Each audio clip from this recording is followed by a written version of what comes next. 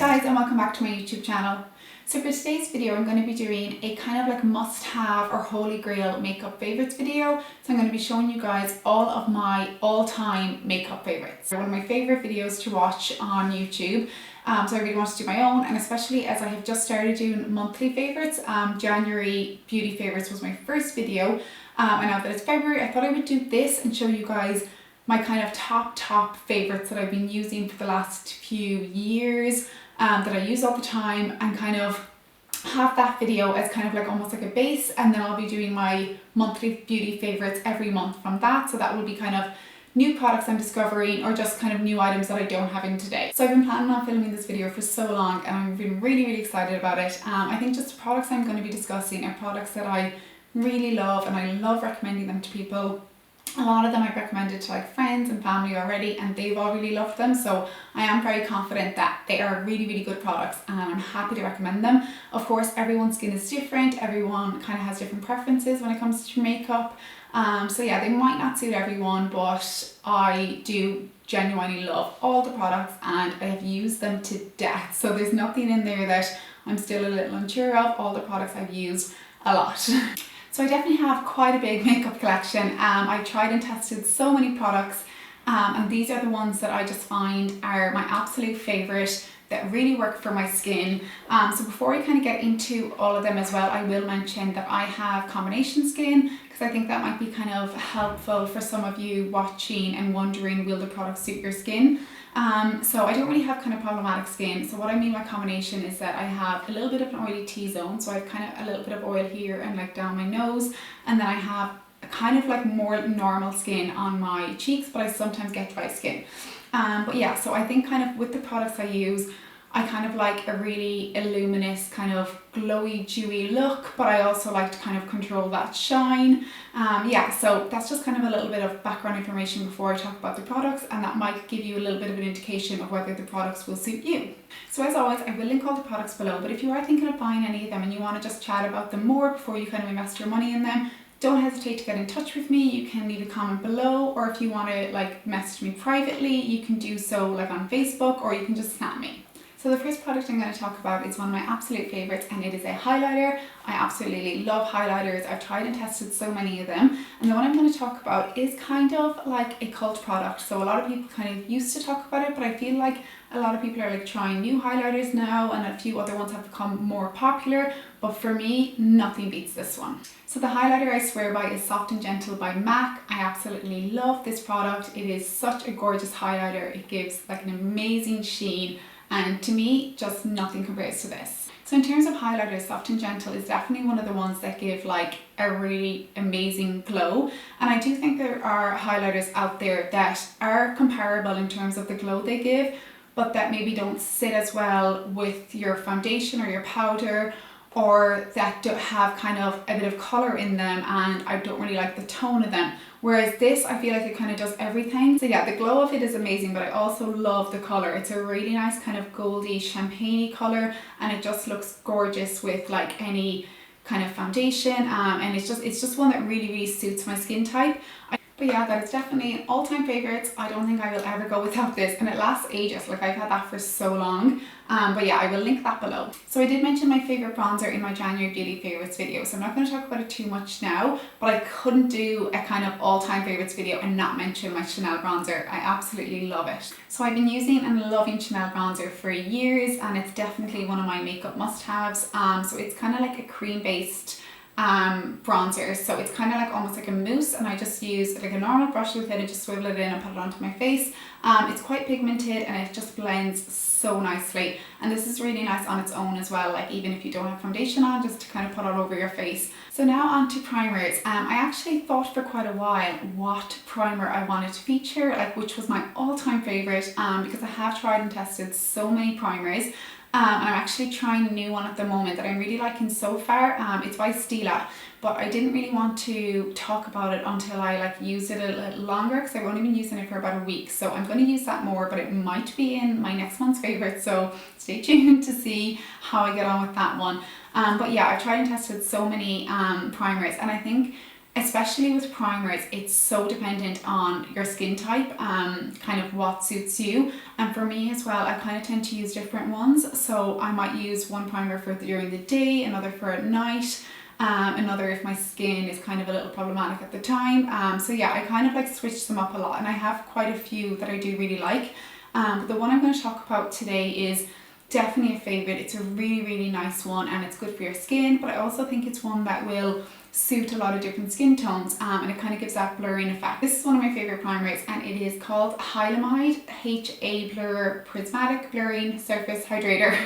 It's quite the name, but yeah, it's they kind of call it a serum as well, and it says on the back that you can apply over or under liquid foundation, so you can put it over your foundation as well. I haven't done that, but I have heard that it's really nice mixed with your foundation, but I've only ever worn it under my foundation as a primer. So they kind of say it's kind of like an innovative product, and it uses hyaluronic acid, but it kind of does so in a different way. It kind of minimizes pores, and it just kind of almost creates that kind of blurred film across your skin before you apply your foundation, and it just looks really nice, and it's so soft. Like, my skin feels really, really soft after it, and I just feel like the makeup glides on, and I feel like the makeup does stay really well with it as well. One of the best ways to describe this is it's quite like the Smashbox primer that is a cult product that everyone loves and raves about. The consistency is really similar to the Smashbox one, except it's a lot thicker, and I think it's like even softer and just creates even more of a kind of blurred effect and a softer finish on the skin. But yeah, it's just gorgeous. Even without makeup, it looks really nice, but it just creates a really nice base for putting foundation on over it. So the next few products I'm going to talk about are concealers, and I actually have a few to talk about because I think with concealers, you can never just use one. Like, a kind of thicker consistency is great for covering blemishes, but for me, I would never put that under my eyes because it's going to be quite cakey and drying. So yeah, I'm going to be talking about a couple of them. So the first one I'm going to talk about is the Kevyn Aucoin Sensual Skin Enhancer. And I use this as a concealer, but it is an all-rounder. So I think people use it as like foundation or as a concealer or even as a primer. Now, I would never use it as a primer because it's very thick, and I just think this and then foundation on top of it is just going to be way too heavy for my liking. I use this quite a lot as a concealer just to cover up any blemishes, or if I need like a little bit extra coverage in kind of certain areas of my face, I will put this on before my foundation, and then I might need to like touch up a little bit afterwards, and it works really, really nicely. So I know some of you are probably looking at this thinking it's absolutely tiny for a foundation, but even if you were to use this as a foundation, it would still probably last you a while because you use the tiniest amount. It's a really thick consistency, like you just need the tiniest bit. So another concealer I love and always have in my makeup bag is by NARS, and it is the Radiant Creamy Concealer.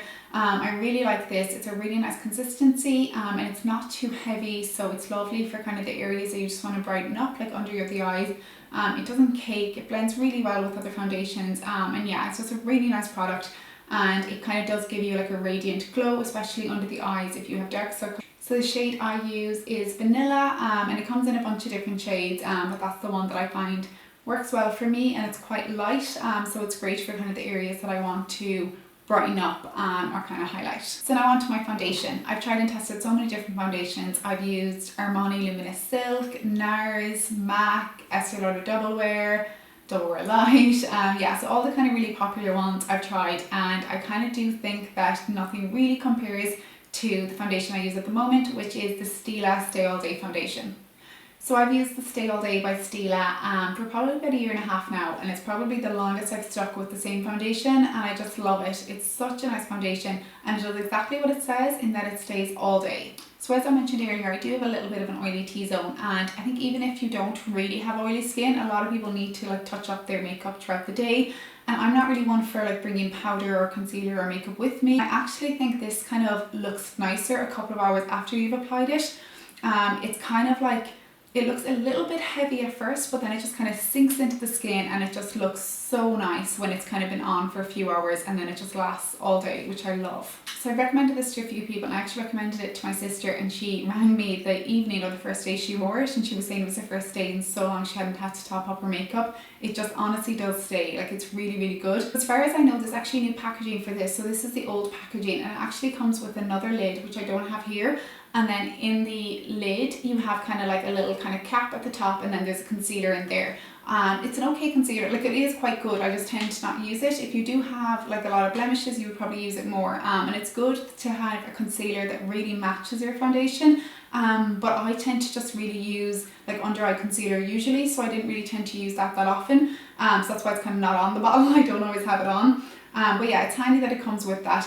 I'm assuming the new packaging still has a concealer, but I'm not sure, but I will link the foundation below anyway, so you can take a look. So it's a medium coverage foundation, and it is buildable, but I tend to only use a little bit of it, and a little goes a long way. You don't need that much, and it just blends really, really nicely.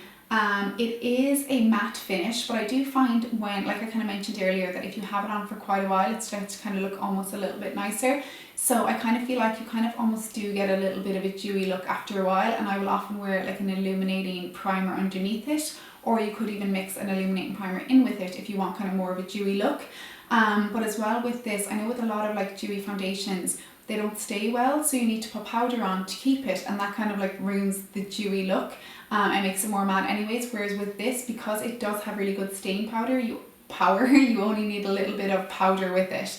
But yeah, it's just a really, really nice foundation. So the shade I use in the Stila is number 5, and it's called Hue, so I will link that below as well. So for so long I really struggled to find a powder that suited my skin, that kind of kept my makeup in place, but also didn't like make my makeup too matte. And I finally found one that I love, and it is this one here, which is by Charlotte Tilbury.